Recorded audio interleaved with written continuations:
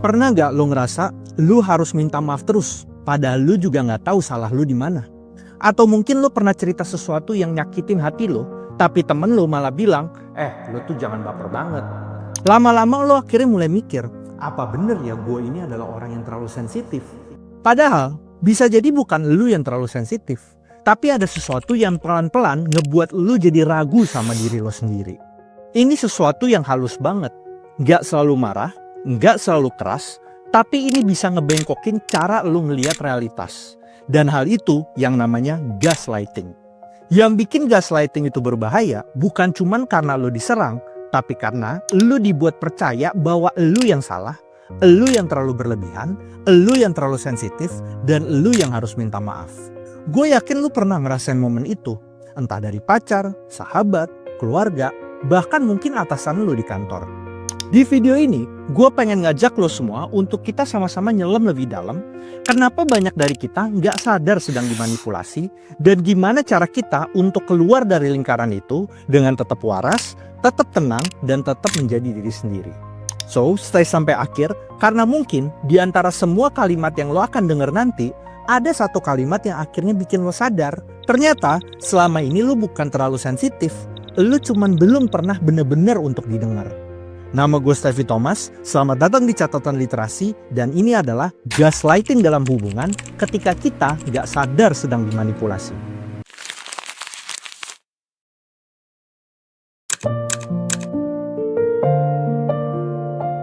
Sekarang, kata gaslighting ini udah banyak banget berseliweran di media sosial. Tapi lucunya, makin sering orang ngomongin, makin banyak juga yang gak ngerti dan salah paham. Banyak yang mikir gaslighting ini cuma ada dalam hubungan pacaran yang toksik, cowok manipulatif, cewek bucin, dan seterusnya. Padahal gaslighting itu bisa datang dari siapa aja. Dari sahabat yang selalu ngeremehin perasaan lo. Dari orang tua yang mungkin bilang, kamu tuh cuma pengen yang terbaik buat kamu, tapi gak pernah mau mendengar alasan lo. Sampai dari atasan yang nyindir, kamu tuh terlalu mikirin perasaan, jadi susah buat maju. Semua itu kelihatan normal emang. Tapi kalau lo perhatiin, ada satu pola yang sama. Lo mulai ragu sama diri lo sendiri. Lo jadi mulai mikir, jangan-jangan bener juga ya kata mereka. Dan disitulah gaslighting mulai bekerja. Pelan-pelan, tapi pasti. Dan juga, budaya kita sering banget gak sadar ikut menyuburkan ini.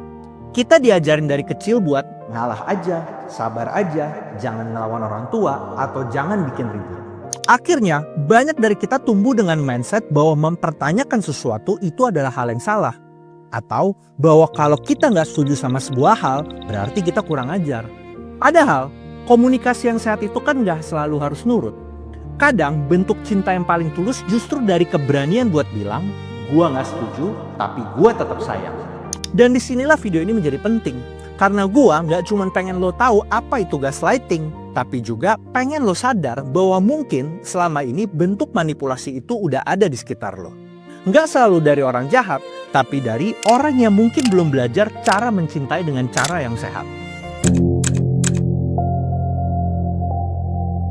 Jadi, apa sih sebenarnya gaslighting ini?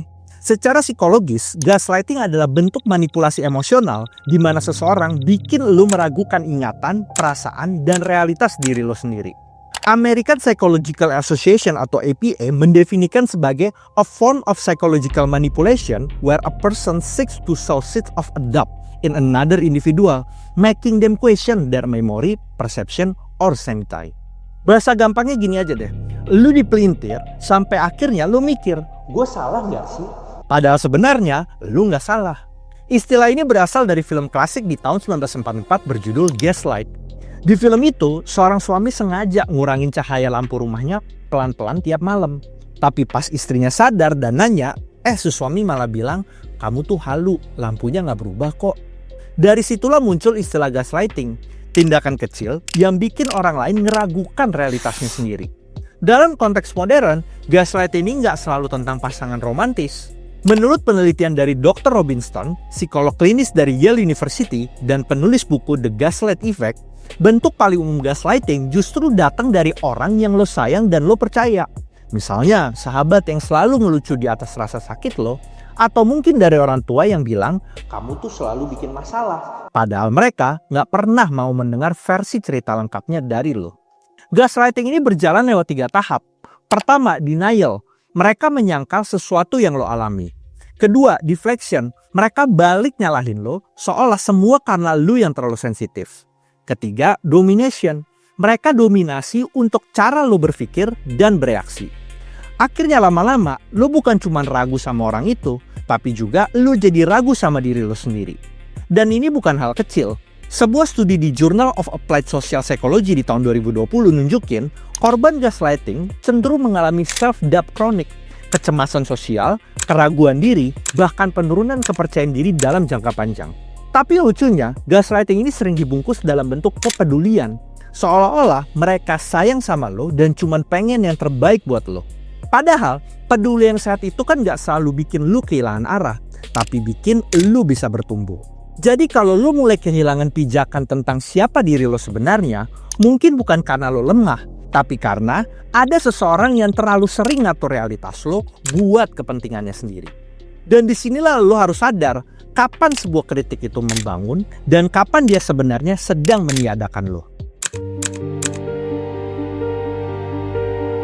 Kita tumbuh dengan kalimat yang kedengarannya bijak. Udah sabar aja, gak usah dibesar-besarin deh. Atau udah jangan banyak drama deh. Di satu sisi, sabar itu penting. Tapi di sisi lain, kalau sabar itu dijadikan selimut buat menutupi perilaku manipulatif, itu bukan lagi kebajikan, itu pembiaran.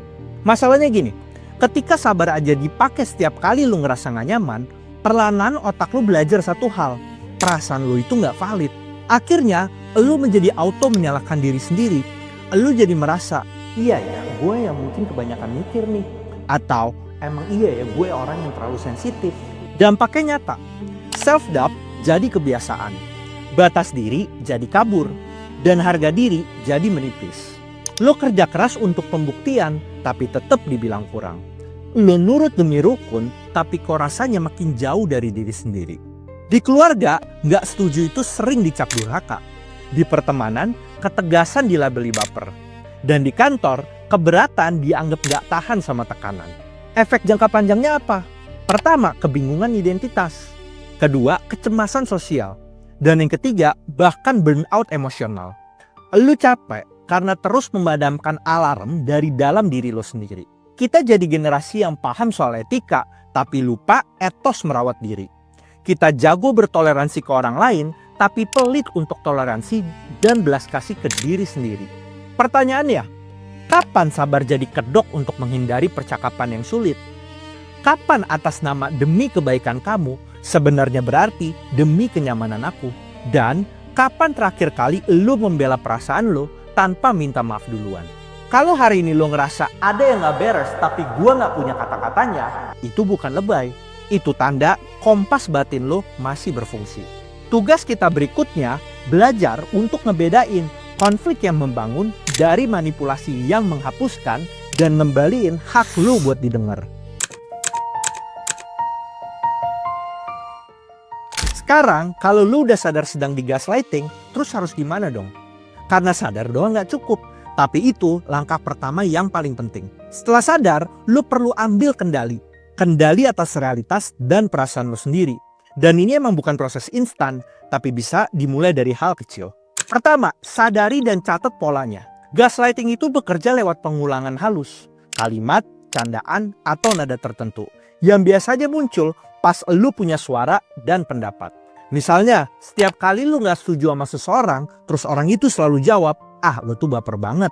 Atau, gak usah terlalu dipikirin deh, ini kan demi kebaikan lu juga. Catat itu.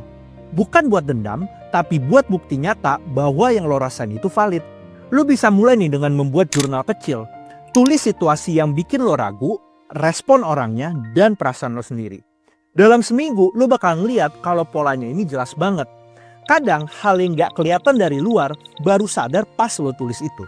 Kedua, validasi perasaan lo sendiri. Berhenti untuk minta izin buat merasa. Kalau lo sedih, lo kecewa, atau lo marah, itu bukan dosa. Perasaan itu bukan tanda lo lemah, tapi tanda lo adalah manusia. Kadang gaslighting bikin kita ngerasa harus jadi orang yang kuat terus. Padahal yang kita butuh itu diakui dulu perasaannya. Contoh sederhana nih, lo curhat ke temen lo soal hal yang nyakitin, tapi dia malah bilang, ya ampun hal kayak gitu aja lo pikirin. Saat itu, validasi diri lo dengan ngomong ke diri lo sendiri, nggak apa-apa gue ngerasa kayak gini. Gue punya alasan buat ngerasa ini adalah hal yang menyakitkan. Kalimat kecil kayak gitu bisa jadi pagar pertama buat jaga kewarasan lo. Ketiga, belajar komunikasi asertif. Coba belajar buat ngomong tanpa menyerang personal. Banyak orang takut konfrontasi karena nanti dianggap agresif. Padahal konfrontasi bisa dilakukan dengan tenang dan jelas. Misalnya, dibanding lu ngomong, lu tuh nyakitin gua, coba ubah jadi, gua ngerasa gak nyaman waktu lu ngomong kayak gitu. Simple, tapi efeknya besar. Lu menyampaikan batas tanpa nyalahin orang itu. Ini juga cara yang paling sehat buat menguji sebuah hubungan. Kalau orang yang benar-benar peduli, gak akan ngebalikin itu jadi salah lo. Keempat, cari dukungan eksternal. Kalau lo ngerasa udah terlalu bingung atau ragu sama diri lo sendiri, cari orang yang objektif buat ngedengerin lo. Bisa temen yang lo percaya, mentor, atau bahkan psikolog. Ngobrol sama orang lain itu bukan tanda lo lemah, itu tanda lo mau sehat. Karena kadang, realitas yang lo pikir itu udah buram, bisa jadi jelas lagi begitu lo denger refleksi dan pandangan dari orang luar yang sifatnya objektif. Pada intinya, gaslighting ini bukan soal siapa yang salah, tapi lo belajar balik percaya sama diri lo sendiri. Lo gak harus selalu bener buat didengar, lo cuman perlu untuk berani bilang, ini versi gue dan gue punya hak atas perasaan gue. Karena menyembuhkan diri dari gaslighting bukan tentang balas dendam, tapi tentang balik jadi diri lo sendiri tanpa minta maaf karena jadi diri sendiri. Jadi mulai sekarang, kalau ada yang bikin lo ragu, coba lo tanya ke diri lo sendiri. Ini gue yang salah atau gue sedang dipelintir biar kelihatan salah? Kadang kesadaran kecil itu aja udah cukup buat mulai jalan keluar.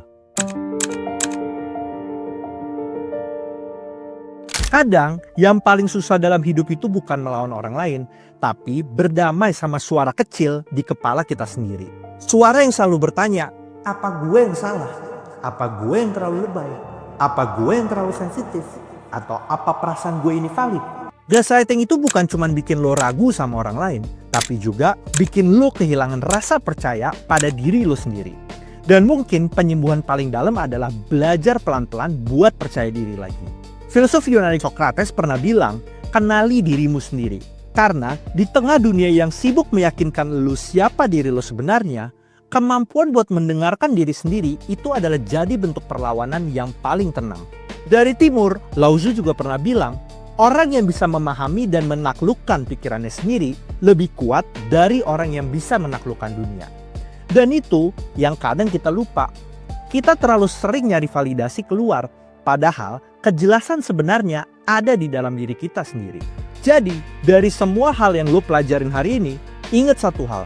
Percaya sama perasaan lo, itu bukan tanda lemah. Itu tanda lo udah sadar.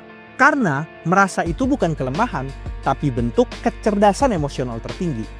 Kemampuan buat ngedengerin bisikan kecil dalam hati, bahkan saat dunia bilang kalau lo itu adalah salah. Lo gak perlu selalu benar, lo cuman perlu jujur sama diri lo sendiri. Apa yang lo rasain? Kadang, kejujuran sama diri sendiri adalah bentuk keberanian yang paling tenang dan kesadaran adalah awal dari kebebasan. Kadang, cinta ke diri itu nggak selalu soal liburan, self-care, atau afirmasi positif. Cinta diri itu sesederhana untuk berani bilang, gua nggak baik-baik aja. Dan nggak merasa bersalah karena ngerasain itu. Kesadaran adalah bentuk cinta yang paling jujur. Karena lu gak lagi pura-pura kuat, tapi lu juga gak menyerah. Lu cuman harus sadar kalau ada hal yang perlu dirubah, sadar kalau ada batas yang perlu dijaga, sadar kalau lu berharga, bahkan saat lu belum sepenuhnya sembuh. Dan mungkin itu titik di mana penyembuhan benar-benar dimulai. Bukan saat semua beres, tapi saat lu berhenti nyalain diri lu atas luka yang bukan salah lu. Kalau video ini bikin lu ngerasa gua pernah ada di posisi itu, mungkin sekarang waktunya lu buat pelan-pelan buat berdamai sama diri lu. Karena lu layak dicintai, bukan karena lu sempurna, tapi karena lu ada. Sampai ketemu di video berikutnya, tetap sadar, tetap waras, dan tetap jadi diri lu sendiri. Nama gua Steffi Thomas dan ini adalah Catatan Literasi.